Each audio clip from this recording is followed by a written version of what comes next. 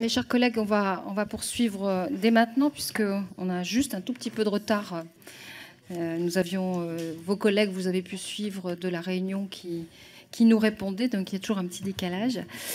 Nous poursuivons donc nos travaux sur l'évaluation des mesures à mettre en œuvre pour éviter toute nouvelle épidémie de maladies vectorielles transmises par les moustiques.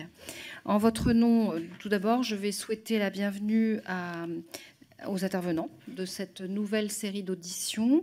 Monsieur le professeur Jérôme Salomon, directeur général de la santé. Pour l'Agence nationale de sécurité sanitaire de l'alimentation, de l'environnement et du travail, l'ANSES, monsieur Mathieu Schuller, directeur de l'évaluation des risques. Madame Johanna Fitt, responsable de la mission Vecteur. Pour Santé publique France, monsieur le docteur Jean-Claude Dezenclos, directeur scientifique et adjoint au directeur général par intérim, et monsieur le docteur Harold Noël, épidémiologiste, à la direction des maladies infectieuses. Voilà. Je vais donc leur passer successivement la parole pour une brève intervention, vous l'aurez compris, compte tenu du nombre d'intervenants et aussi parce que nous avons besoin d'échanger avec vous, en fait. Et ensuite, Madame la rapporteure Erika Barrette prendra la parole et les commissaires tour à tour. Donc, je suppose que vous allez dans l'ordre. Donc, avec Monsieur Salomon qui commence, professeur Salomon, allons-y.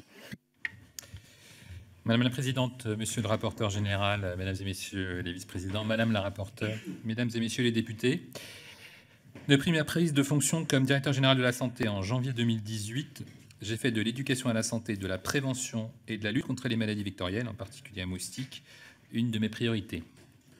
En tant que professeur d'université, praticien hospitalier, spécialiste de maladies infectieuses et tropicales et de santé publique, je connais l'impact sanitaire, mais également sociétal, économique, des épidémies de maladies transmises par les moustiques au sein d'une population ou d'un territoire.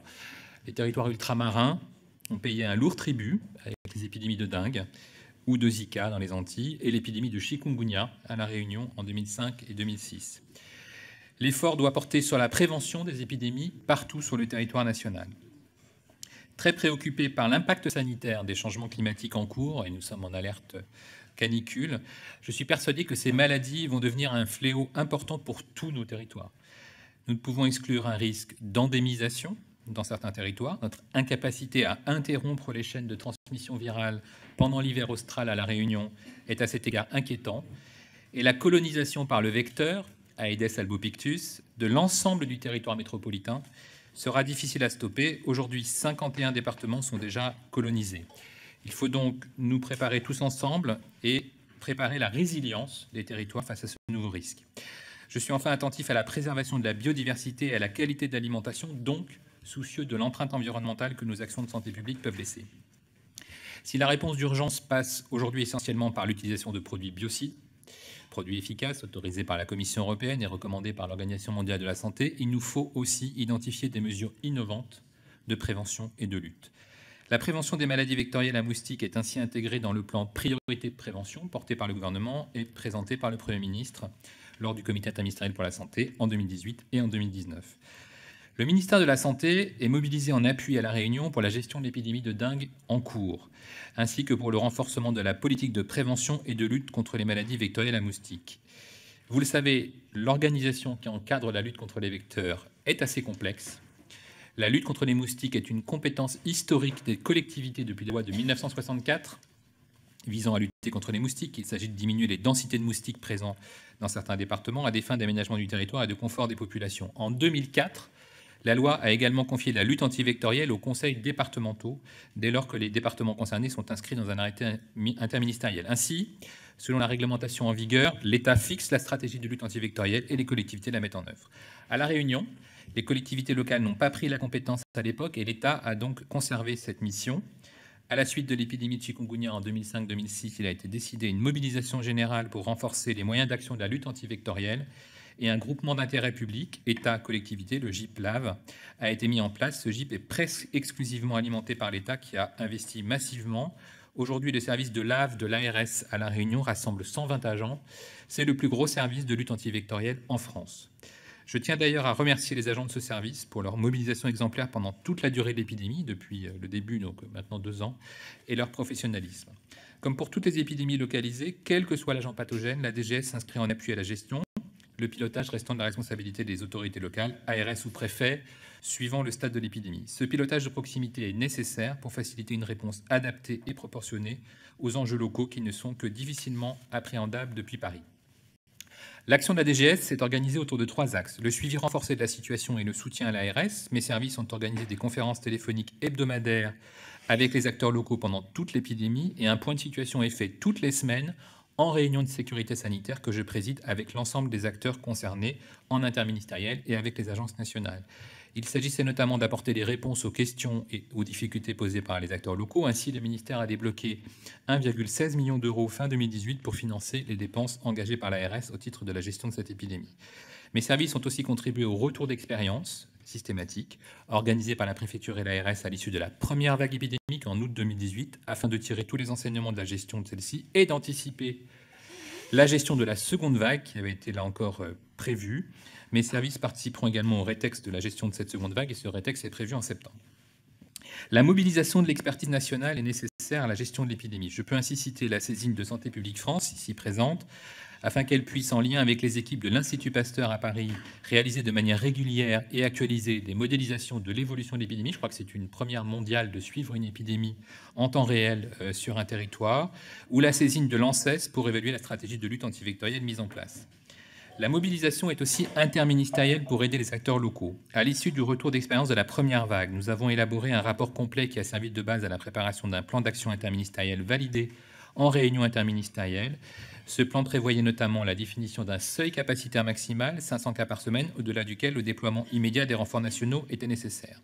Et ce déploiement des effectifs nationaux, lorsque le seuil a été dépassé, réserve sanitaire, SDIS et Formisc, a permis que 2 détachements des Formisc puissent assurer des interventions de lutte antivectorielle, 2 détachements de 50 personnes pendant 2 mois de mobilisation, 15 agents de la réserve de Santé publique France pour appuyer la coordination et la planification de la LAV à l'ARS, 5 équipes de 3 personnes pendant 15 semaines de mobilisation et 80 jeunes du service civique pour des actions de prévention au plus près du terrain en milieu scolaire. La mise à disposition, et là aussi c'est une première, de 12 500 tests rapides, les TROD, tests rapides d'orientation diagnostique, soutenu par la CNAM, qui a été mise à disposition de 750 médecins volontaires et de tous les établissements de santé, assortie de la mise en place d'une application permettant de signaler les cas.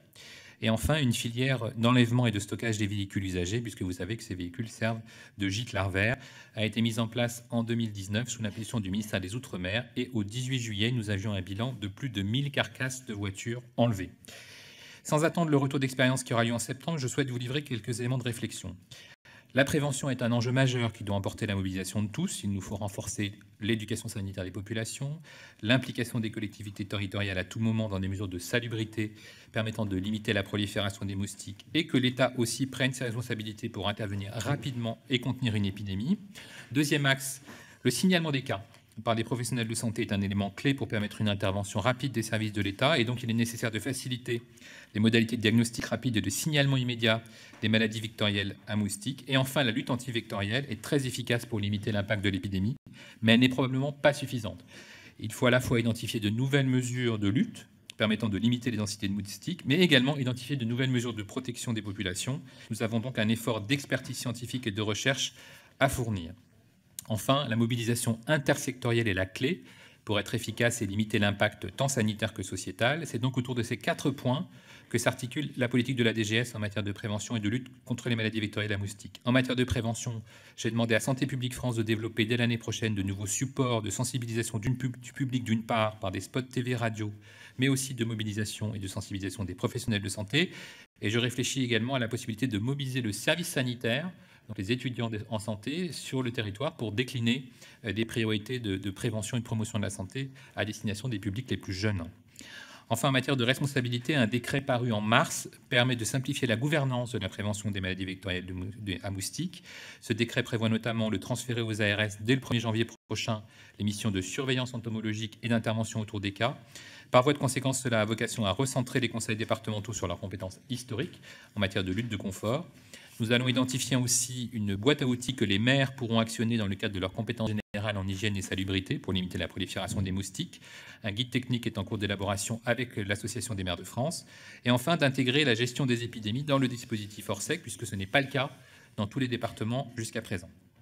En matière de diagnostic et de signalement, la DGS a coordonné les procédures permettant l'inscription à la nomenclature des examens par PCR, donc d'examens de génétique moléculaire virale pour les différentes arboviroses, et promeut, comme je vous le disais, l'usage des TROC par les professionnels de santé. Enfin, un portail des signalements a été mis en place en 2017, où les professionnels de santé peuvent aujourd'hui signaler tout événement indésirable. Et dès l'année prochaine, ce portail sera étendu aux maladies vectorielles, permettant ainsi un signalement rapide par les professionnels. En matière d'expertise et de recherche, la DGS est à l'initiative de nombreuses expertises, l'expertise qui vous sera détaillée par l'ANSES, par son groupe de travail permanent sur les vecteurs. La recherche se restructure aussi fortement autour d'un groupe qui est désormais désigné Arbo-France au sein de l'Alliance Avisan. Nous cofinançons des projets visant à tester de nouvelles méthodes de lutte, la technique de l'insecte stérile, vous en avez entendu parler, portée par l'IRD à La Réunion, financée jusqu'ici à hauteur de 850 000 € et pour lesquels les premiers lâchers ont été organisés. La technique de l'auto-insémination portée par le l'EID Méditerranée à hauteur de 120 000 € et la clarification du statut réglementaire à l'échelle européenne de la bactérie Wolbachia. Je me réjouis également de voir que la PPL déposée par M. Olivier Véran et le groupe En Marche s'inscrit en parfaite cohérence avec les orientations du ministère de la Santé et vient compléter utilement le cadre juridique. Le ministère de la Santé soutient donc cette PPL. Enfin, je conclurai en indiquant qu'à terme, je suis convaincu que la prévention de ces maladies passera par la vaccination. L'exemple de la fièvre jaune en témoigne. Il existe encore peu de vaccins contre ces maladies, même si la recherche et les laboratoires se sont emparés du sujet. Le vaccin Dengvaxia n'est pas recommandé aujourd'hui en population générale compte tenu de ses indications spécifiques, et la HAS l'a rappelé. C'est la raison pour laquelle nous suivons attentivement les travaux en cours pour le développement de nouveaux vaccins et nous comptons sur la NSM et sur le groupe de recherche Arbo-France pour y contribuer. Enfin, je tiens à le dire, la métropole a beaucoup à apprendre des territoires ultramarins dont l'expérience et l'expertise des professionnels qui y travaillent depuis de nombreuses années nous sont extrêmement précieuses. Je vous remercie. Merci. Pour l'ANSES, c'est M. Schuller qui prend la parole. D'accord.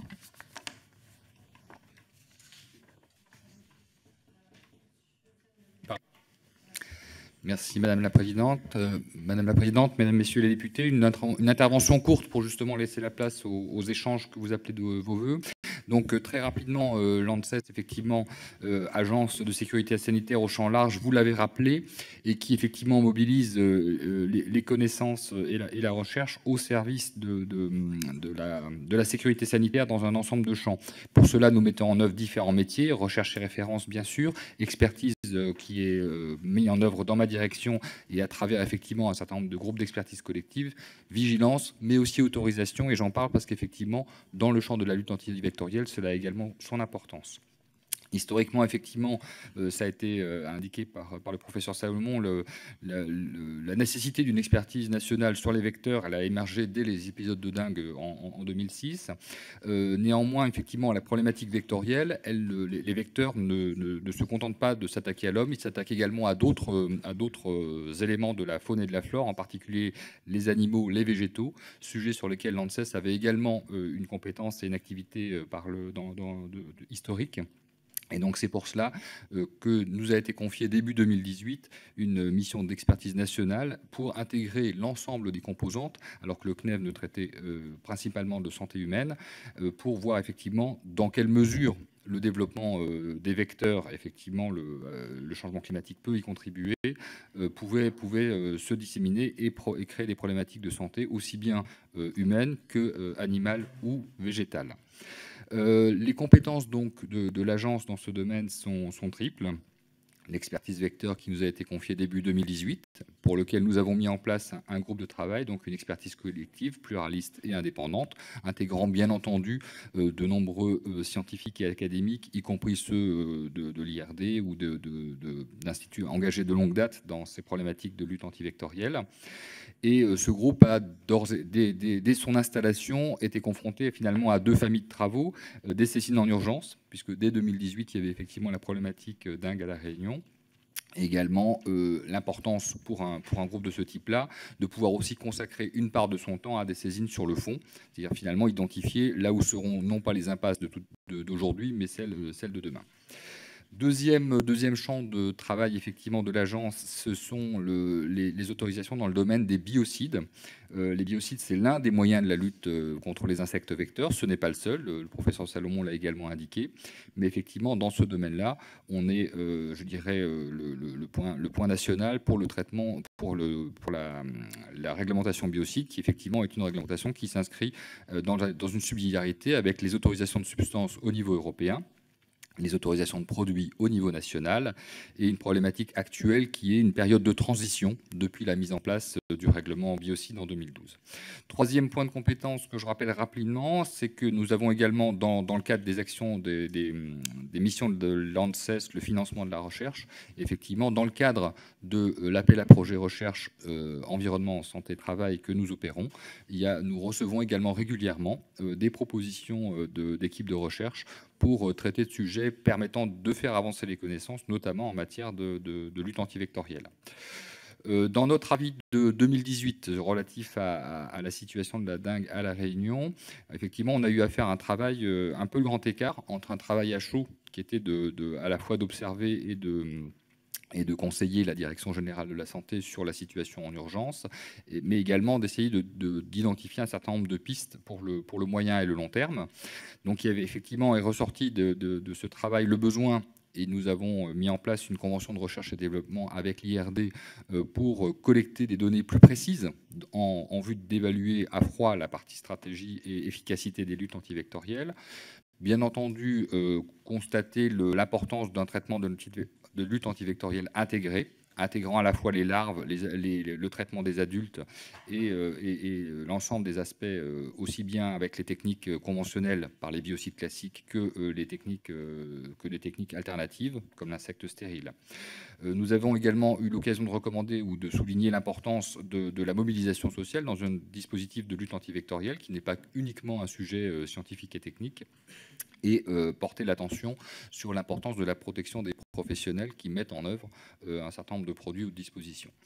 Dernier point de mon intervention, pour rester là encore dans le timing, nous avons travaillé et la Direction générale de la santé nous a notifié une feuille de route d'expertise à 4 volets, et on pourra y revenir dans les échanges avec vous. Un travail d'ordre méthodologique, comment évaluer des méthodologies de lutte antivectorielle. Bien sûr, l'efficacité, on comprend bien. Est-ce qu'elles permettent d'atteindre le but, mais aussi évaluation de tout ce qui est impact, je dirais, collatéraux sur les populations ou sur l'environnement. Également d'ordre méthodologique, une question de la hiérarchisation des vecteurs. C'est-à-dire qu'aujourd'hui, effectivement, on se concentre essentiellement sur Albopictus, qui est le moustique tigre vecteur d'un certain nombre de maladies, mais précisément le fait que nous ayons de l'expérience dans les autres champs nous amène à nous poser la question de quels autres vecteurs seront susceptibles de venir jusqu'à infester les territoires. Deuxième élément de la feuille de route, la question des risques associés à la transmission, en y intégrant également un travail sur les types de gîtes larvaires. Ça a son importance notamment par rapport à l'habitat et à la manière dont effectivement les dispositions constructives prises pour les maisons, pour les habitats collectifs, favorisent ou non l'implantation des vecteurs et leur propagation surtout.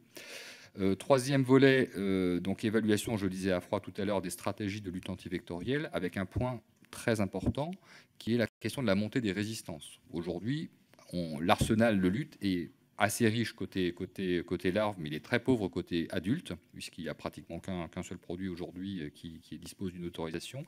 Et évidemment, dès qu'il y a, je dirais, un outil unique, on sait bien que la nature est assez inventive pour développer des mécanismes de résistance. À nous de les observer, de les anticiper, pour pouvoir ensuite envoyer les signaux qui vont bien auprès de ceux qui conçoivent et mettent sur le marché les dispositifs de lutte. Et le dernier point donc, de cette feuille de route, c'est la question de la surveillance entomologique, donc à la fois dans l'espace et dans le temps. Aujourd'hui, il y a des dispositifs très intéressants comme le site de déclaration moustique qui permettent de voir la manière dont les moustiques se propagent. Mais ensuite, il y a une deuxième question qui se pose, c'est une fois que le moustique est installé, que le vecteur est installé, est-ce que l'intensité de l'épidémie croît, puisque finalement, le jour où les gestionnaires de risque ont besoin de réagir, ils ont besoin non seulement de savoir si le vecteur est présent, mais quelle doit être la force de la réponse. Voilà les 4 sujets sur lesquels nous allons travailler sur le fond, en même temps que nous ferons face autant que possible aux demandants d'urgence qui ne manqueront pas d'arriver. Merci, Madame la Présidente. Merci. Pour Santé publique France, ce sera Monsieur le docteur Delenclos, c'est ça? Desenclos, pardon. Pardon, je peux y aller? Oui. Ah voilà, c'est bon, oui. Pardon. Merci Madame la Présidente. Je vais très rapidement compléter les éléments très complets qu'a déjà apporté Dr Jérôme Salomon, directeur général de la santé. Donc, tout d'abord, les missions de Santé publique France donc, sont des missions à la fois de surveillance, de veille, d'alerte, d'investigation sur le terrain, d'évaluation des risques et aussi d'interaction avec la recherche, donc dans une perspective d'aider la décision publique là où elle a besoin, au moment le plus opportun, donc très réactive, très anticipatrice, et aussi contribuer au développement des politiques publiques. Et puis, d'un autre côté, toute les aspects de développement des stratégies de prévention, donc en termes de développement d'outils, diffusion et adaptation des outils, et en particulier sur le fait de développer des stratégies plus innovantes, basées notamment sur des approches de marketing social. Ce sont des choses sur lesquelles on a développé un travail et une expertise, et c'est un sujet sur lequel il y a des choses à faire qui n'ont pas été faites pour le moment. Donc la présence de Santé publique France est sur la métropole, donc au niveau du site de Saint-Maurice où est installée Santé publique France, mais aussi dans les régions. Et nous avons les cellules en région, dans chaque région métropolitaine, et surtout dans les régions ultramarines au niveau de l'océan Indien, donc à La Réunion et à Mayotte, et au niveau des Antilles et de la Guyane, ce qui fait que toutes les épidémies depuis le début des années 2000, puisque c'est tout de même un peu le point de départ, nous avons été impliqués dans justement la détection, l'évaluation, l'alerte et le soutien à la décision publique, et en particulier avec la construction du plan anti-dissémination, de l'alerte à l'action réactive et adaptée de la lutte antivectoriale, justement en termes de prospection, puisque quand on a un cas, il peut y avoir d'autres cas qui existent qu'on n'a pas détectés, et donc d'ajustement de la lutte la lutte vectorielle contre les gîtes larvaires. Donc tout ça est très intégré. Donc je ne parlerai, peut-être je dirai un tout petit mot, mais où ça pourra être lors des discussions de la question des risques liés aux Aedes, donc Aedes albopictus et Aedes aegypti. Aedes aegypti est présent aux Antilles et en Guyane. Aedes albopictus est sur le territoire et la Réunion. À Mayotte, il y a une présence d'Aedes aegypti et aussi un peu d'Aedes albopictus. Et on a eu, depuis les années 2000, 3 séries liées à ces vecteurs, ces 2 vecteurs, 3 séries d'épidémies. Donc d'abord la dengue, avec entre 4 à 5 épidémies de dengue aux Antilles entre 2000 et 2014. Depuis 2014, nous n'avons pas eu de transmission de dengue de manière endémique notable dans ces territoires. Donc on était avant dans une situation qu'on qualifiait d'hyper-endémique, on pourrait y revenir. Et donc ça, c'est un peu pour rappeler un peu de où vient historiquement, enfin, la période que l'on vit, qui n'a pas commencé il y a 2 ou 3 ans. Et puis on suivit des épidémies de chikungunya à La Réunion en 2006, qui a été un cataclysme, et aussi chikungunya aux Antilles, puisque ça s'est passé fin 2013, toute fin 2013, tout 2014, et ensuite il y a eu le Zika, et ces 3 virus sont transmissibles sont transmis par ces vecteurs. Donc ça, c'est un élément important. Et en métropole, sur la même stratégie, nous suivons, dans le cadre du plan de veille et de lutte contre les arboviroses, justement, nous assurons la veille, la surveillance et les investigations de terrain en fonction ce que nous pouvons détecter. Et tout ça est beaucoup basé sur le signalement et sur les informations que l'on récupère des laboratoires. Et on travaille de manière très très proche avec le Centre national de référence, parce que l'expertise microbiologique et virologique est centrale à tout ça.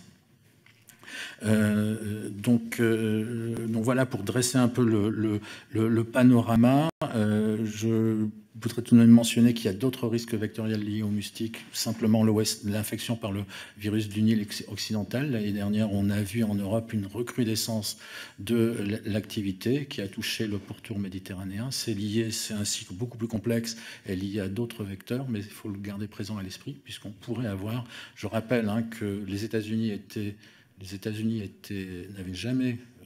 historiquement n'avaient jamais connu d'infection à la West Nile avant l'année 99, qu'une épidémie est apparue probablement à partir d'importations d'Israël à New York et a traversé l'ensemble du territoire. Et maintenant, le West Nile est endémique aux États-Unis avec beaucoup de formes, en particulier, il y a beaucoup de formes asymptomatiques, mais beaucoup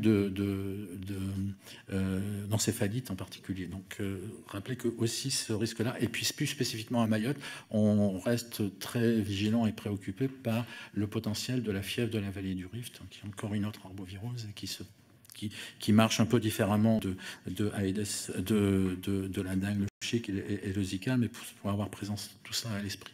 Donc voilà le panorama qui est très vaste, à la fois dans le rôle de l'alerte, dans une perspective d'action publique via l'action de la Direction générale de santé et les ARS pour répondre au plus vite, au mieux, et puis de soutien à l'expertise publique et au développement de la prévention. Merci. Alors, je vais passer la parole à notre rapporteure, Madame Erika Barrett. Voilà, je suis à peu près dans les temps.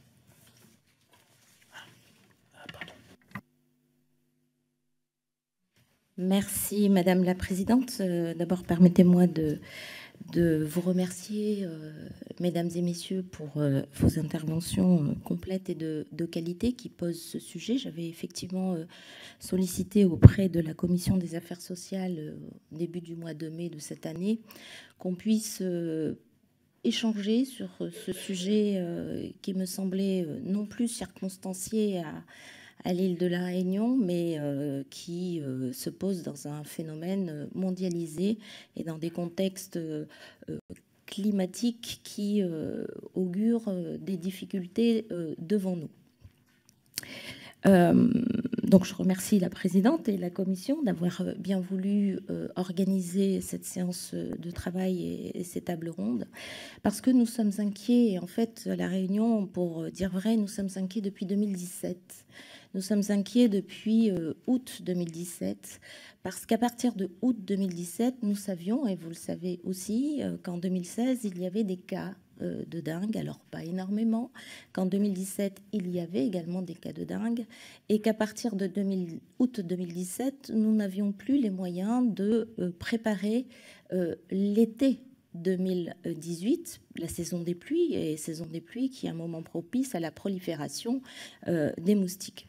Et nous sommes inquiets aujourd'hui parce que la situation ne s'est pas améliorée. Alors j'entends l'ARS qui nous dit qu'elle aurait pu être pire, certes, mais peut-être qu'elle aurait pu être mieux et qu'on aurait pu éviter 15 décès et l'ensemble des personnes malades.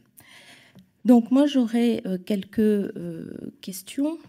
D'abord, l'ARS nous disait tout à l'heure que il était important de mettre les moyens utiles, mais de mettre, j'allais dire, tous les moyens sur la période hivernale. Et quand je dis hivernale, c'est l'hiver austral, donc c'est-à-dire maintenant, à La Réunion singulièrement pour ce qui concerne la dengue. Est-ce que ces moyens ont été mis en œuvre et sont mis en œuvre aujourd'hui à l'île de La Réunion et quels sont ces moyens mobilisés pour prévenir l'arrivée de l'été, puisque l'été va arriver en septembre, donc ça va aller très vite. La deuxième question que je voulais vous poser, c'est en termes d'éducation à la prévention, d'éducation à la santé. Santé publique France a évidemment un savoir-faire, une mobilisation.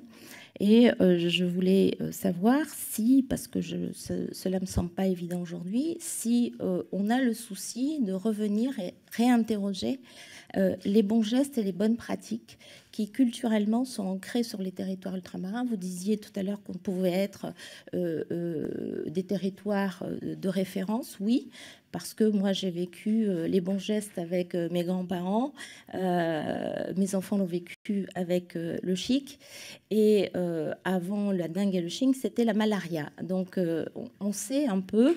Alors est-ce que cette base de données, elle est travaillée? Est-ce qu'elle ne serait pas utile aujourd'hui en termes de mobilisation de la population? Ensuite, une question sur une grosse inquiétude que nous avons, c'est l'anticipation des risques nouveaux avec la circulation de deux sérotypes, donc DEV1, DEV2. Comment vous analysez cette situation? Comment prévenir? Quels sont les risques? Sont-ils importants? Et donc, comment nous pouvons nous prévoir cette affaire qui s'approche, enfin, qui est existante aujourd'hui? Et enfin, la dernière question, mais liée à la proximité et aux échanges aériens de populations dans la zone océan Indien, Madagascar, Mayotte, les Comores et la Réunion. Est-ce qu'aujourd'hui, des mesures particulières de prévention, puisque les moustiques Albopictus, Aedes albopictus et Aegypti sont sur le bassin océan Indien, Mayotte et Réunion. Comment est-ce qu'aujourd'hui, des mesures sont prises pour éviter des contaminations trop grandes de territoire à territoire? Merci, Madame la rapporteure. Monsieur Olivier Véran pour La République En Marche. Merci Madame la Présidente, merci messieurs, dames pour votre intervention. Vous avez parlé de la proposition parlementaire de loi qui a été déposée, qui, je le rappelle, comporte deux grandes parties. L'une qui reconnaît la prééminence de l'État dans la lutte antivectorielle et une deuxième partie qui propose de simplifier les cadres expérimentaux, y compris en métropole, visant à réduire la population de moustiques tigres par des méthodes de stérilisation mâle, dont nous avons beaucoup parlé d'ailleurs au cours de l'audition précédente. Moi, je voudrais vous interroger sur deux petites choses, enfin deux questions rapides. La première, c'est est-ce qu'il vous semble que nous manquions de normes pour lutter contre les nids à moustiques, que sont par exemple les toits plats ou les terrasses sur plot, parfois les cupules des bambous qu'on peut trouver dans les jardins? Est-ce qu'il vous semble nécessaire de réglementer davantage? Deuxième sujet, il s'agit de l'entente interdépartementale de démoustication, la fameuse EID. Vous savez qu'en France, les communes sont fondées à cotiser et adhérer à l'EID, qui va mener des actions de démoustication, de prévention, qui vont lutter contre les sites larvaires avec une efficacité, j'ai pu le constater dans ma circonscription, des communes qui ont adhéré et des communes qui n'ont pas adhéré, avec une efficacité qui est plutôt remarquée par les habitants. Je prends l'exemple de Grenoble qui n'a pas adhéré à l'EID et avec des quartiers qui sont complètement infestés de moustiques, avec des services de la ville qui sont en charge de cette démoustication. Est-ce que vous recommanderiez que la totalité des communes soient adhérentes de l'EID, ou est-ce que vous considérez qu'il faut proposer un autre type de dispositif de manière à ce qu'il n'y ait pas de trou dans la raquette, parce que les moustiques, certes, se déplacent sur un périmètre de 100 mètres, enfin, quand vous avez même une petite commune qui n'entame pas d'action de démoustication, les communes environnantes peuvent évidemment en pâtir, sans parler même des habitants des communes concernées. Je vous remercie. Merci, Monsieur Brahim Amouche pour le MoDem. Oui, Madame la Présidente, merci. Madame la rapporteure, Mesdames et Messieurs, chers collègues, je voudrais vous interroger plus particulièrement sur le paludisme, qui est une des maladies vectorielles recensées au niveau de l'OMS. Ma question va concerner surtout un débat qui apparaît récemment autour des bienfaits ou des méfaits, je ne sais pas, d'une infusion préventive à base d'Artemisia annua pour lutter contre le paludisme qui, je rappelle, touche 219 millions de personnes et qui a augmenté de plus de 2 millions de personnes en un an entre 2016 et 2017 et qui en a tué 435 000 en 2017. Comme vous le savez, deux écoles de camps s'opposent, les uns regroupant l'Académie de médecine, l'OMS, l'Institut de recherche pour le développement, entre autres, invoque le danger des conditions de production non contrôlées d'une posologie trop faible en principe actif, qui est l'artémisine, et par conséquent inappropriée pour éliminer les parasites, ce qui contribuerait au développement de la résistance à l'artémisine et ses dérivés. Et les autres, les défendeurs de l'artémisia, notamment une association, la Maison de l'Artémisia, s'insurge contre les pressions dites d'un lobby pharmaceutique opposé au traitement, entre guillemets, je cite, 5 à 6 fois moins coûteux que les médicaments classiques, je ferme la parenthèse, et qui n'entraîneraient pas, selon eux, d'effets secondaires neurologiques ou digestifs. Reste que les rendements d'Artémisia sont actuellement insuffisants dans le monde pour satisfaire les besoins et que les autorités sanitaires peinent à faire face au fléau du paludisme. Envisagez-vous une étude scientifique sur les effets de cette tisane contre le paludisme et particulièrement quelles sont les autres pistes thérapeutiques qui sont à l'étude, notamment au niveau d'un vaccin? Merci. Merci. Madame Janine Dubié pour Liberté Territoire. Oui, merci Madame la Présidente. Merci messieurs pour les présentations différentes que vous nous avez faites. Alors, moi j'aurais une question précise qui porte sur l'accord de coopération entre le CNES et la DGS, un accord que vous auriez signé donc en 2018 et qui portait sur une étude de modélisation spatiale dynamique des populations de moustiques vecteurs de maladies infectieuses telles que la dengue. Donc, je voulais savoir si vous pouviez nous apporter quelques éléments de compréhension et de voir comment, effectivement, se fait cette collaboration entre le spatial et les services du ministère de la Santé. Et puis, une question qui va déborder un peu le sujet, mais qui concerne directement le professeur Salomon.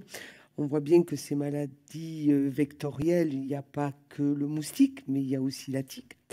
Et donc, sujet qui nous occupe beaucoup. Et donc, vous avez évoqué ce sujet du dérèglement climatique qui fait que c'est, notamment pour la dengue qui touche essentiellement l'outre-mer, pourrait demain se retrouver en métropole. Et on le voit déjà puisque 20 départements sont touchés. Donc, ma question est précise. Est-ce que sur le développement de toutes ces maladies vectorielles, est-ce qu'il ne pourrait pas y avoir une approche un peu plus globale parce que c'est peut-être finalement des enjeux de santé qui vont apparaître dans les années qui viennent et qui sont peut-être pas suffisamment pris en compte aujourd'hui. Merci. Merci. Monsieur Jean-Hugues Ratenon pour France Insoumise. Merci, Madame la Présidente. Merci, Monsieur, pour vos interventions. Je vais principalement m'adresser aux représentants de l'ANSEE, car votre agence a rendu un rapport particulièrement intéressant sur la lutte contre les maladies vectorielles. Dans la centaine de pages d'études publiées, vous pointez l'incertitude des experts concernant l'effet des insecticides utilisés contre les moustiques adultes. En effet, vous signalez notamment que la molécule utilisée a une toxicité très élevée sur la biodiversité. Depuis la publication de cet avis, de grandes quantités d'insecticides ont été déversés à La Réunion et nous en voyons les résultats.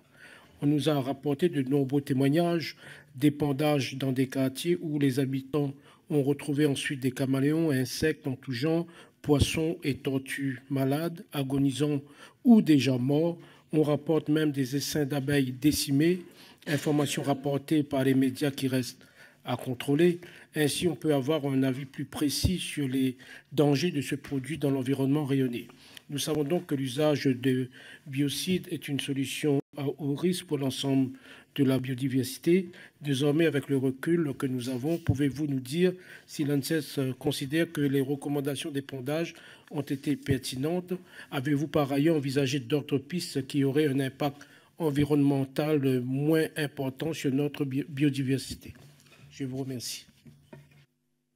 Merci. Si vous le permettez, je vais enchaîner avec les deux questions qui restent. Comme ça, ça vous permettra de répondre comme vous l'entendez et par thème peut-être aussi. Donc, Madame Laetitia Romero-Diaz pour La République En Marche. Je vous remercie, Madame la Présidente. Le moustique tigre poursuit actuellement sa colonisation du territoire métropolitain jusqu'à s'implanter en région Île-de-France et notamment dans mon département, l'Essonne, qui a été classé en niveau 1 du plan anti-dissémination de la dengue et du chikungunya. J'aurais donc deux questions, prenant l'exemple de mon département. Sachant que la surveillance entomologique et la lutte contre le moustique est assurée par le conseil départemental, que la surveillance épidémiologique est assurée par l'ARS et que les maires agissent pour prévenir l'implantation et le développement d'insectes sur le territoire de leur commune. Mais étant donné que le moustique tigre ignore les frontières de nos collectivités et qu'il tend à s'implanter sur l'ensemble du territoire, ne pensez-vous pas qu'il serait nécessaire de faire un effort de globalisation et de centralisation dans la gouvernance de la lutte contre le moustique tigre? Si oui, quelles mesures préconisez-vous? Et deuxième aspect, les maladies vectorielles liées au moustique tigre sont peu connues sur le territoire métropolitain. Chikungunya, dengue et virus Zika ne sont pas forcément dans le quotidien de nos médecins et autres professionnels de santé. Comment s'assurer que notre réseau de soins, mais aussi de détection, soit prêt à affronter ce risque épidémique réel? Quelles seraient vos préconisations pour que cette connaissance se renforce et que nos professionnels soient mieux formés à la prévention, à la détection et à la prise en charge de telles maladies? Je vous remercie. Merci. Pardon, Madame Mireille Robert pour La République En Marche. Oui, merci Madame la Présidente. Depuis 2010, donc, plusieurs cas autochtones de dengue et de chikungunya ont été officiellement déclarés en France métropolitaine. Devant la diffusion de plus en plus envahissante de cet insecte, des mesures de démoustication ponctuelles sont menées dans les alentours du domicile, du lieu de travail et des lieux dans lesquels la personne infectée s'est rendue. On parle aussi de stérilisation des moustiques mâles, de vaccination qui n'est pas encore opérationnelle. Elles ont pour but d'éliminer les risques d'épidémie. Mais pouvez-vous nous expliquer si des mesures prophylactiques de plus grande ampleur sont prises ou envisagées dans les zones humides ou en présence de pièces d'eau? Merci. Bien. Alors, je ne sais pas qui veut répondre en premier. Monsieur le professeur Salomon, allez-y. Merci, Madame la Présidente. Donc, pour essayer de répondre à peu près à tout ce qui concernait la DGS, d'abord sur l'épidémie de La Réunion, qui a été majeure et qui n'est pas finie. Je pense qu'il faut qu'on soit très attentif aux chiffres, en particulier au nombre de cas qui ont été confirmés ou au nombre de cas cliniques, ainsi qu'au nombre de cas d'hospitalisation, de formes sévères et de décès. À ma connaissance, il y avait 3 décès qui étaient imputés à la dengue, et donc il y a des décès qui sont potentiellement avec des comorbidités. Il faudra qu'on soit attentif à ce bilan, parce qu'évidemment, il est très sensible pour la population de La Réunion. Et par ailleurs, comme l'a très bien dit Madame la rapporteure, on se retrouve maintenant en grande difficulté du fait qu'il y a une co-circulation virale, puisque malheureusement, la dengue, il y a 4 sérotypes différents qui peuvent potentiellement co-circuler. C'est le cas actuellement avec une forme majoritaire et une forme minoritaire du 2 et du 1. Et c'est ce qu'on observe de plus en plus sur de très nombreux territoires. Donc il y a le risque de circulation virale pendant l'hiver austral, mais il y a aussi le fait que La Réunion, certes, est une île, mais elle est fort heureusement ouverte sur le monde, et donc il y a aussi beaucoup de flux. Il y a des flux humains, et c'est comme ça que d'ailleurs on a des cas importés sur les territoires métropolitains. Donc ça fait partie des éléments que l'on essaye d'intégrer. Après, je rejoins totalement les propos de Madame la rapporteure sur le fait que l'approche doit être complètement globale. Il ne faut surtout pas avoir une approche spécifique ou ponctuelle. On est face à des enjeux de mondialisation, du fait des échanges humains de matériaux et de transport par bateau ou par avion. On a à l'évidence devant nous maintenant les impacts des changements climatiques. On le voit de plus en plus rapidement. Et par ailleurs, on se retrouve face à des maladies infectieuses et vectorielles qui sont celles qui sont les plus évolutives. Donc on a parlé du paludisme, on a parlé du West Nile. Je pense qu'il y a quelques années, personne n'aurait imaginé qu'on aurait une épidémie de West Nile à Nice. C'était le cas l'année dernière. Il y a eu 500 cas en Italie du Nord. C'était pas du tout prévu. En 99, l'irruption de ce virus totalement méconnu sur l'ensemble du territoire d'Amérique du Nord. Donc cette circulation virale et ces évolutions des vecteurs doivent être vraiment surveillées à un niveau international et mondial. Ensuite, pour être malheureusement un petit peu pessimiste, les arboviroses, donc arthropode-borne virus, transmis par les arthropodes, il y en a à peu près 500 de répertoriés, certains étant plus responsables de douleurs et d'éruptions, c'est le cas de la dengue, d'autres sous forme d'hémorragie, la fièvre jaune, vous connaissez, ou les encéphalites attiques, ou le West Nile. Donc c'est immense, c'est un champ viral qu'on découvre au fur et à mesure, et donc ça nous oblige de toute façon à avoir une approche globale, parce que si on prend l'approche par maladie, on n'y arrivera pas, et c'est vraiment l'approche qu'on souhaite porter à la DGS, c'est-à-dire une approche totalement intégrée, One Health, comme on l'a dit tout à l'heure, notamment pour les maladies attiques, et c'est évident qu'il faut une approche environnementale avec les agronomes, les vétérinaires et les spécialistes des milieux. Autre point très important aussi, souligné par Madame la rapporteure, les enjeux d'adaptation de la population et d'éducation à la santé. On l'a fait, on a eu une commission d'enquête parlementaire sur la chlordécone aux Antilles, et je pense que le sujet est le même, c'est-à-dire qu'en fait, il faut que les populations puissent s'emparer des sujets locaux pour avoir une déclinaison des actions de prévention et de promotion à destination de la population. Et le service sanitaire qui se met en place avec l'ensemble des étudiants en santé, infirmiers, kinés, chirurgiens, dentistes, médecins, pharmaciens, en fait, toutes les professions de santé, les jeunes ont maintenant cette obligation de faire des actions d'éducation à la santé. Ils l'apprécient beaucoup, ils en sont très contents, et c'est à destination des jeunes. Donc si on peut imaginer que les futurs professionnels de santé de La Réunion peuvent parler de la lutte antivectorielle aux élèves à l'école, au collège et au lycée, ça permet aussi de favoriser les bons gestes et de faire revenir les populations vers des bonnes pratiques qui étaient effectivement bien maîtrisées des générations antérieures. Ensuite, on a parlé avec le rapporteur général de la gouvernance. Je pense que la solution, elle est multiniveau, c'est-à-dire qu'il y a à l'évidence une mobilisation de la population. Le rôle des maires est un rôle clé, puisqu'on voit bien qu'il faut réagir très rapidement autour d'un cas ou autour d'une dissémination vectorielle. Ensuite, on a la gouvernance loco-régionale, donc le rôle du conseil départemental et de l'ARS, et puis évidemment le rôle de l'État, puisque l'État va être garant de l'homogénéité de la réponse, du fait qu'on est cohérent aussi au niveau européen, vous l'avez souligné, les maladies traversent les frontières, et de l'OMS, qui là encore est très mobilisé sur la lutte antivectorielle, que ce soit contre le paludisme ou contre les arboviroses. Donc on a des flux humains, et ce que vous soulignez, Madame la députée, sur les cas autochtones, c'est à chaque fois étudié évidemment très attentivement, ce sont souvent des cas secondaires à un cas importé. Donc les gens ne savent pas qu'ils reviennent avec une infection virale, et malheureusement on peut observer des cas secondaires et ensuite une dissémination dans un foyer autochtone. Donc on a des dizaines de cas chaque année, voire des centaines de cas importés depuis l'Asie, depuis un foyer épidémique. Voilà, enfin ça fait partie des flux humains qu'il faut intégrer, et c'est pour ça que tous les outils de recherche doivent être mobilisés, et en particulier qu'on peut se féliciter de la mobilisation des équipes de modélisation mathématique qui nous ont beaucoup aidés. Donc c'était un nouvel outil en épidémiologie qui permet de prédire l'évolution de l'épidémie en fonction de tous les paramètres qu'on alimente dans le modèle. Et on a une belle collaboration à ce sujet entre Santé publique France et l'Institut Pasteur. Ensuite, vous allez aborder, monsieur le député, les sujets de lutte chimioprophylaxie ou de thérapeutique anti-palustre. Évidemment, le palu fait partie des grandes endémies. C'est une des parasitoses les plus complexes à combattre. Et on est dans ce champ, comme dans tous les champs de maladies infectieuses, face à des résistances aux antibiotiques, résistance aux antiviraux, résistance aux antiparasitaires. Donc on est évidemment très attentif à garder en permanence un arsenal thérapeutique disponible pour le paludisme. Je pense qu'il n'y a pas de sujet de lobbying, mais par contre, on doit rester extrêmement rigoureux scientifiquement et s'appuyer sur une expertise indépendante. Donc évidemment, à ce niveau, on est sur des expertises indépendantes internationales. L'ANSM en particulier pilote la partie française, et l'EMA est aussi sur l'évaluation de ces médicaments. Par contre, là encore, je suis un petit peu pessimiste. Aujourd'hui, il n'y a pas de signal très favorable pour un vaccin proche dans le champ du paludisme. C'est très compliqué d'obtenir un vaccin compte tenu de la multiplicité, là encore, des parasites et de la difficulté à obtenir une réaction immunitaire. De la même façon, et vous le savez, c'est un élément de complexité. Dans la dengue, les formes les plus sévères sont observées chez des gens qui ont déjà fait une dengue, puisqu'il y a une réaction immunitaire qui s'aggrave lorsque un nouveau virus proche est en cause. Donc on est aussi attentif à la survenue de complications chez les populations déjà immunisées, déjà touchées. On a parlé, vous avez posé une question sur la collaboration avec le CNES.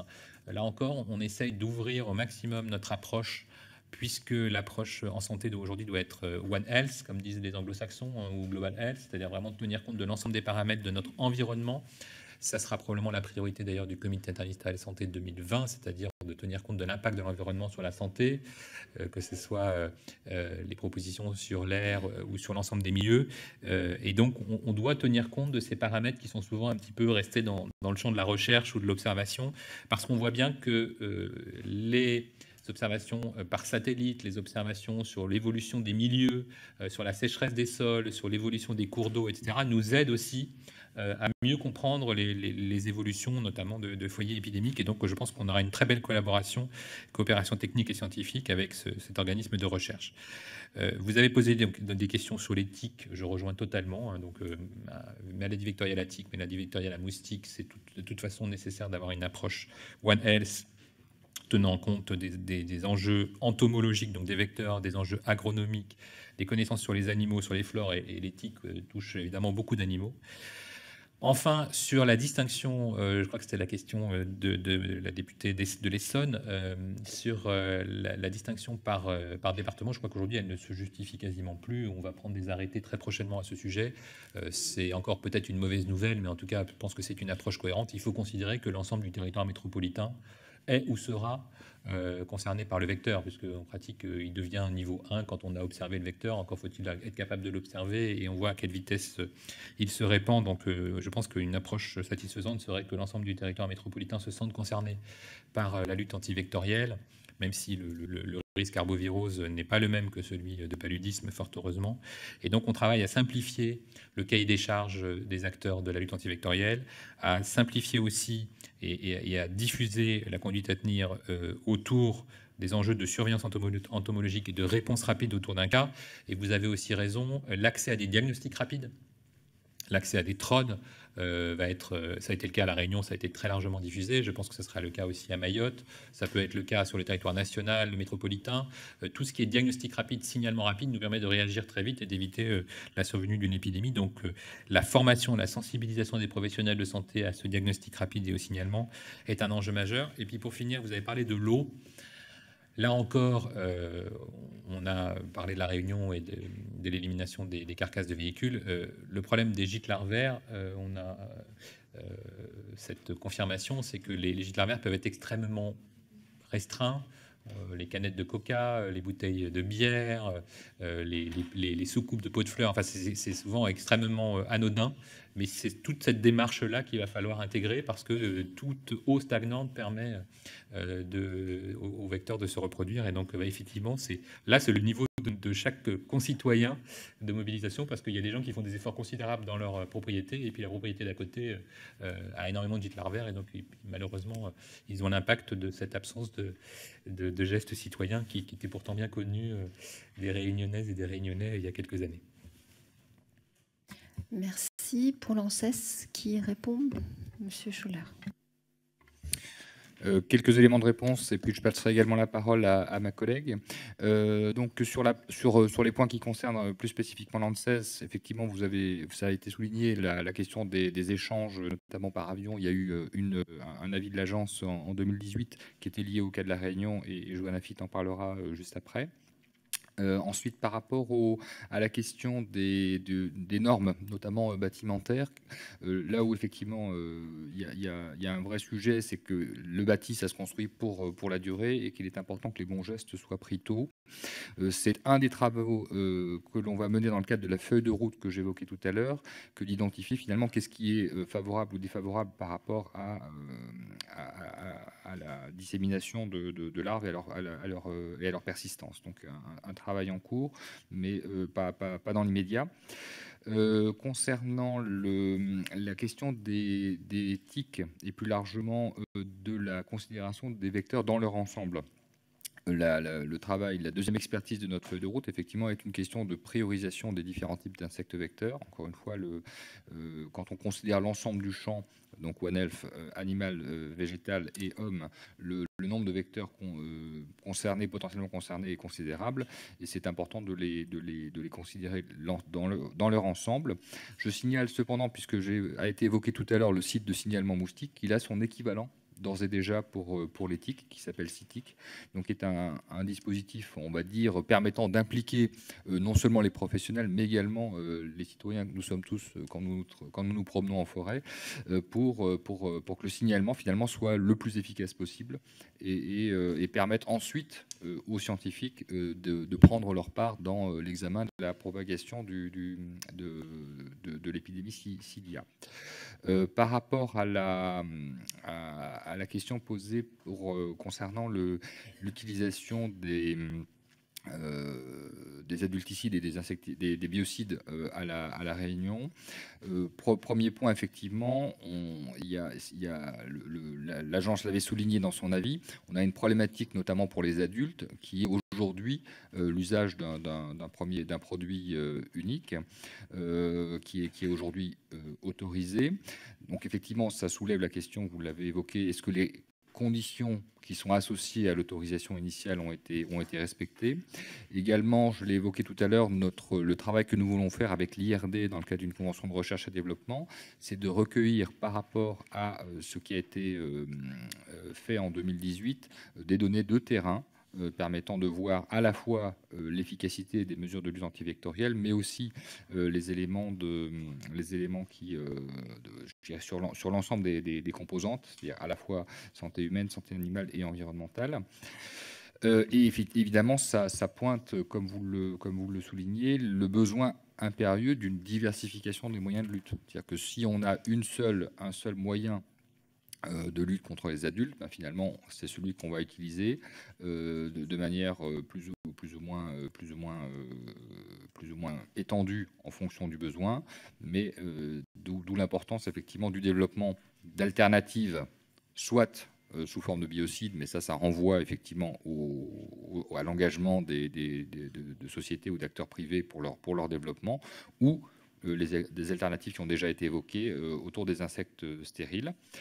Donc, en ce qui concerne le dispositif de lutte EID qui a été évoqué, c'est effectivement la question nous, on a travaillé récemment pour le compte de la Direction générale de la santé sur un projet de texte qui va déléguer, enfin qui va permettre aux ARS de déléguer le dispositif de lutte. En fait, ce qui est important, c'est peut-être pas tant le fait que ce soit un acteur ou un autre qui soit mobilisé, plus que qu'il y ait un dispositif de réponse pour chaque endroit.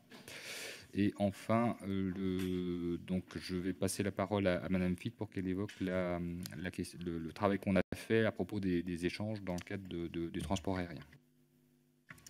Donc, concernant la question de la dissémination des vecteurs et des maladies au-delà des frontières, effectivement, c'est une question importante puisqu'on sait que la globalisation des échanges des biens et des personnes a largement contribué à la propagation des vecteurs, à l'extension de l'aire géographique de répartition du moustique tigre. On sait que le moustique tigre est arrivé en métropole en 2004 avec le commerce des pneus. On a, à ce sujet, en lien avec cette question, été saisi dans le cadre de l'épidémie de dengue à La Réunion en mai 2018 pour évaluer le risque d'importation de virus de la dengue par le transport de moustiques via les transports maritimes ou les transports aériens, donc en provenance de La Réunion vers la métropole. Cette saisine avait conclu un risque négligeable pour la métropole, mais avait permis de rappeler l'importance de l'application du règlement sanitaire international, qui est un règlement qui date de 2005 et qui a été adopté par les pays membres de l'OMS pour permettre de lutter contre la propagation des risques sanitaires au-delà des frontières, sans constituer une entrave à la circulation des biens et des marchandises. Donc la saisine qu'on a réalisée a rappelé l'importance de sa mise en œuvre et notamment souligne qu'il faut respecter et mettre en œuvre la surveillance épidémiologique au point d'entrée, donc dans les ports et les aéroports, et également utiliser des insecticides par pulvérisation, insecticides rémanents qui sont utilisés dans les avions ou les bateaux, donc dans le cadre du RSI. Et la conclusion, l'ANSES a rappelé que les pulvérisations étaient plus efficaces que les insecticides rémanents, qui sont pourtant de plus en plus utilisés car mieux acceptés. Et on a souligné le fait qu'il était important d'évaluer le rapport coût-bénéfice de ces différents traitements. Merci. Pour Santé publique France aussi. Oui, je vais me concentrer sur quelques points en lien avec les missions plus spécifiquement de santé. Et puis, mon collègue précisera deux ou trois choses. D'abord, peut-être la question Faut-il être pessimiste ou je crois qu'il faut être réaliste. Je crois que je crois que l'histoire récente montre clairement, si on reprend un peu de profondeur, que c'est quelque chose qui se développe et qui a de l'avenir. Les travaux de modélisation, notamment de la diffusion du vecteur Aedes albopictus en Europe, ça a été fait il y a quelques années, montre clairement qu'en fonction des scénarios de réchauffement climatique, ça ira jusqu'au Oslo, donc, et que la France sera balayée, et c'est ce qu'on est en train de... Donc il faut préparer à cette réalité, il faut l'intégrer. Par ailleurs aussi, on est dans un monde très ouvert, la circulation des personnes et des biens fait que Aedes albopictus a été ramené en Europe, aux États-Unis, enfin bon, on connaît l'histoire. Les Aedes se déplacent, les voitures, enfin voilà, les déplacements en particulier jouent dans la progression. Et par ailleurs, les conditions climatiques font que l'adaptation d'Aedes albopictus qui a été introduit et qui se déplace se développe plus facilement. Par ailleurs, la circulation des personnes ramène des personnes virémiques, si on considère ces histoires liées au Aedes albopictus. Et là où ça devient compliqué, même très compliqué, c'est qu'une proportion importante pour certaines de ces infections sont asymptomatiques. Et donc, on découvre une chaîne de transmission que quand on a un ou plusieurs cas qui ont été transmis, repérés, et donc d'où l'importance de la sensibilité, de la réactivité du système de surveillance qui, je pense, et mon collègue reviendra là-dessus, sur des aspects plus spécifiques, est très, très sensible et probablement l'un des plus développés au niveau européen quand on compare les stratégies des différents pays au niveau européen. Donc je pense qu'il ne faut pas oublier que tout n'est pas simplifiable.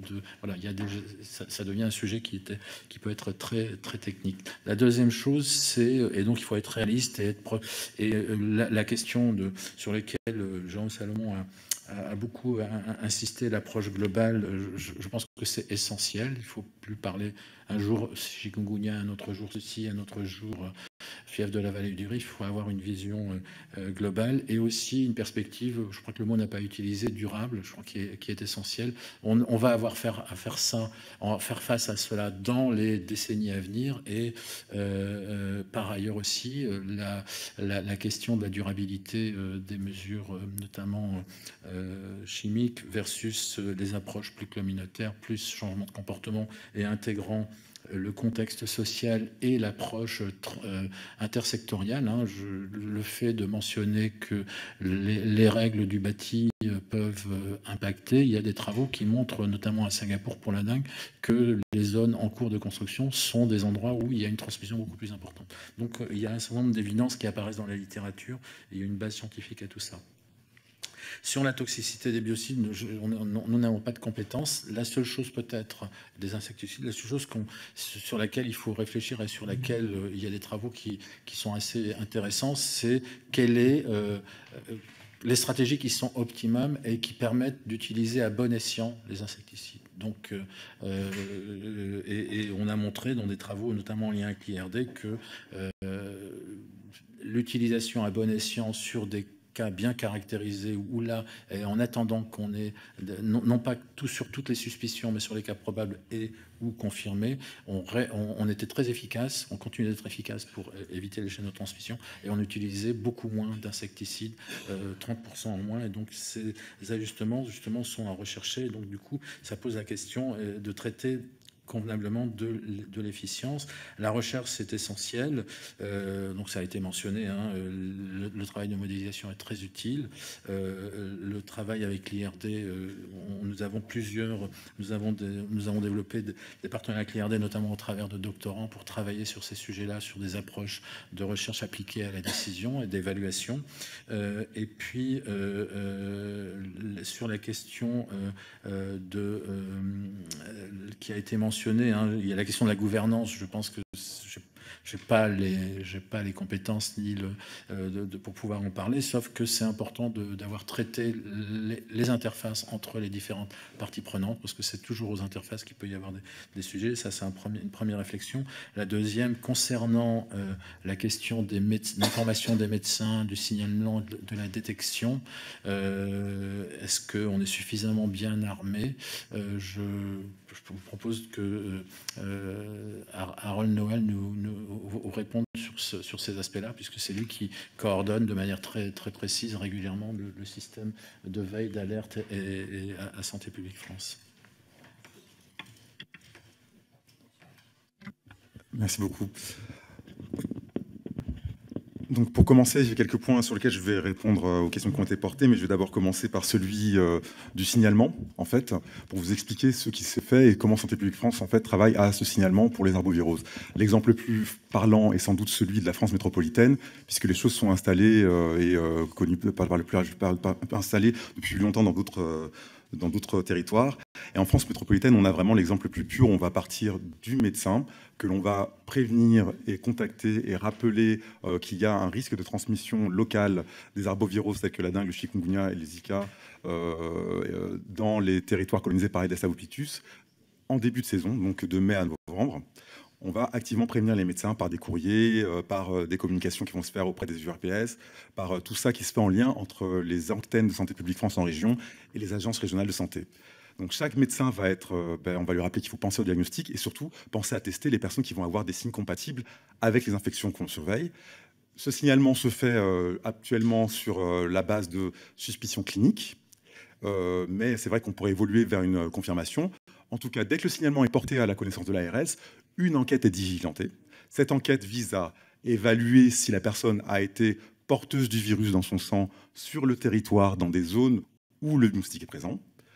Quand c'est le cas, on va faire un signalement aux opérateurs de démoustication qui vont intervenir précisément sur les endroits qui ont été visités par cette période, pendant cette période de virémie, c'est-à-dire pendant la période où la personne a du virus dans le sang et donc il est à risque de transmettre localement. Il y a aussi la possibilité d'avoir des cas autochtones, puisqu'on peut manquer un certain nombre de cas, et on peut les détecter que quand les cas sont diagnostiqués, quand on va avoir quelqu'un qui n'aura pas voyagé récemment, mais qui aurait pu théoriquement se contaminer sur le territoire métropolitain. Donc ce système de signalement s'appuie aussi et est renforcé aussi par un système de recueil de façon quotidienne de données de laboratoires diagnostiques chikungunya, dengue, Zika, qui viennent des laboratoires privés qui font l'essentiel du diagnostic pour la France métropolitaine, qui nous permettent de récupérer un certain nombre de signalements qui n'ont pas été faits quand le diagnostic a été posé.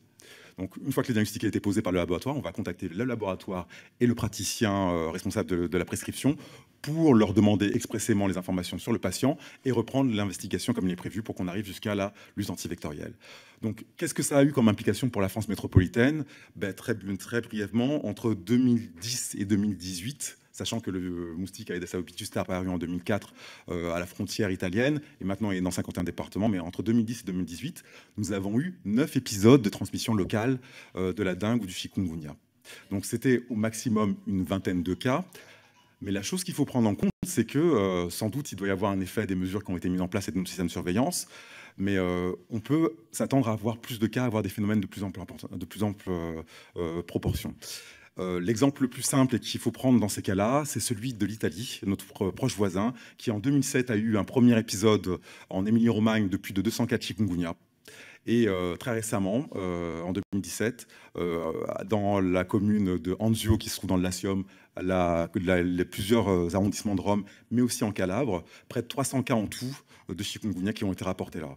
Et la principale différence avec le système français, ce qu'ils ont vraiment insisté, et nos collègues italiens le disent aussi, c'est que dans le système français, on a eu la chance, ou disons peut-être la capacité, de pouvoir détecter les premières chaînes de transmission. C'est-à-dire qu'on est arrivé suffisamment tôt pour pouvoir encore interrompre l'installation de la transmission et pouvoir éviter le maximum de cas. Donc voilà la première chose que je pouvais dire. Donc concernant, pour rester sur ces sujets des arboviroses transmises par les Aedes, la Réunion, c'est vrai qu'il y a eu un effort et vraiment une première mondiale. On a vraiment fait cet enjeu de pouvoir voir dès les premiers signes de 2017 que la transmission pouvait se maintenir pendant l'hiver austral, de pouvoir voir par la modélisation avec l'Institut Pasteur, l'unité de modélisation mathématique de Simon Cauchemez, si on pouvait prédire la survenue d'une première vague épidémique et surtout d'une deuxième vague épidémique que nous, on s'attendait à sa survenue en 2019. Et la question qu'on se posait, c'est serait-elle plus importante, puisque ça nous permettait d'alerter les autorités sanitaires pour qu'elles puissent prendre la mesure des moyens qui a été nécessaires pour pouvoir y répondre. Et ce travail a été très très utile, nous a permis de définir un seuil de 500 cas par semaine qui était important pour la mobilisation des moyens, des ressources humaines et des ressources qui ont permis de lutter au mieux, je pense, contre l'épidémie à La Réunion. Mais je pense qu'il faut être très réaliste pour l'avenir. La situation à La Réunion est encore assez préoccupante, hein. Il va falloir mettre le maximum pendant l'hiver austral, puisque c'est à ce moment-là où les conditions de transmission sont les moins bonnes, qu'il faut vraiment identifier le maximum de cas. Donc vraiment, chaque cas doit être identifié, sachant que bien sûr qu'il y a des cas asymptomatiques, mais bon, c'est aussi cette partie-là. Chaque cas doit être identifié pour qu'on puisse, autour de ce cas, dans un périmètre qui est défini dans le plan Orsec de La Réunion, intervenir et essayer de retrouver d'autres cas, éventuellement, et surtout détruire tous les moustiques qui peuvent être potentiellement porteurs du virus et le transmettre à nouveau. En faisant ça, on aura peut-être un espoir d'éviter une reprise de la transmission à l'été austral prochain. Ceci, on ne peut jamais le modéliser, hein. Nous, on va faire travailler nos modèles. On ne peut pas modéliser ce genre de choses-là. Nous, on modèle les choses, toutes choses égales par ailleurs, dans la situation actuelle. Et donc, s'il y a un effet et s'il y a un changement majeur et un gain d'efficacité, on mettra en échec nos modèles et on arrivera peut-être à éviter cette transmission à l'été austral prochain. La problématique est un peu plus complexe puisque, comme il a été dit, il y a actuellement 2 sérotypes qui circulent. Un sérotype majoritaire qui est le sérotype 2 et un sérotype minoritaire qui vient d'apparaître. Le sérotype 2, en fait, il est originaire de Chine et en fait du sous-continent, par un passage par le sous-continent indien. Ce qui montre bien que les échanges et que en fait, l'arrivée de ces virus ne se limite pas à la zone d'échange direct de La Réunion. On est vraiment dans un monde mondialisé qui complexifie la chose, qui fait que peut-être que demain, on aura peut-être l'introduction d'un nouveau sérotype qui pourra éventuellement aussi se développer et prendre la place qu'on lui laissera dans la population actuellement. Donc, sachant qu'il y a 2 sérotypes, ça pose la question d'un redémarrage de l'épidémie et peut-être de moindre chance en termes de se dire qu'on avait une population qui était déjà immunisée largement grâce à l'épidémie actuelle par le sérotype 2. C'est vrai que là, l'émergence du sérotype 1 pose ce genre de questions-là. Et la même réponse devra s'y appliquer, c'est-à-dire détecter le maximum de cas. Et autour de chaque cas, casser toute chaîne possible de transmission en détruisant les gîtes larvaires et tuant les populations de moustiques adultes qui pourraient transmettre le virus.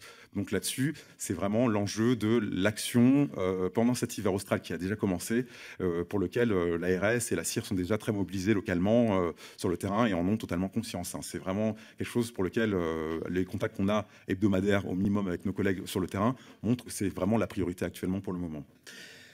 Alors, peut-être pour parler très brièvement et terminer mon propos du paludisme, il y avait la question du vaccin. Malheureusement, le paludisme, à la différence de chikungunya, de la dengue, etc., c'est un parasite qui a plusieurs stades, qui, au cours de son développement dans le corps humain, va proposer plusieurs cibles différentes à l'immunité et autant d'échappements, en fait.